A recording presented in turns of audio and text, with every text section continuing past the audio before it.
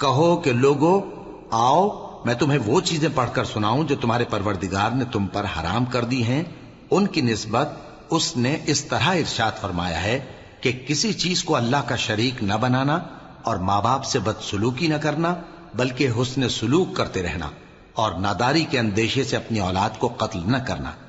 کیونکہ تم کو اور ان کو ہم ہی رزق دیتے ہیں، اور بے حیائی کے کام ظاہر ہوں یا پوشیدہ ان کے پاس نہ پھٹکنا، اور کسی شخص کو جس کے قتل کو اللہ نے حرام کر دیا ہے قتل نہ کرنا، مگر جائز طور پر، یعنی جس کا شریعت حکم دے۔ ان باتوں کی وہ تمہیں تاکید کرتا ہے تاکہ تم سمجھو۔ اور یتیم کے مال کے پاس بھی نہ جانا مگر ایسے طریق سے کہ بہت ہی پسندیدہ ہو، یہاں تک کہ وہ جوانی کو پہنچ جائے، اور ناپ اور تول انصاف کے ساتھ پوری پوری کیا کرو۔ ہم کسی کو ذمہ دار نہیں بناتے مگر اس کی طاقت کے مطابق، اور جب کسی کی نسبت کوئی بات کہو تو انصاف سے کہو، گو کہ وہ تمہارا رشتہ دار ہی ہو، اور اللہ کے عہد کو پورا کرو۔ ان باتوں کا اللہ تمہیں حکم دیتا ہے تاکہ تم نصیحت قبول کرو،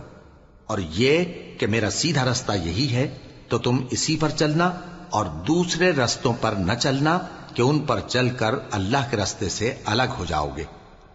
ان باتوں کا اللہ تمہیں حکم دیتا ہے تاکہ تم پرہیزگار بنو۔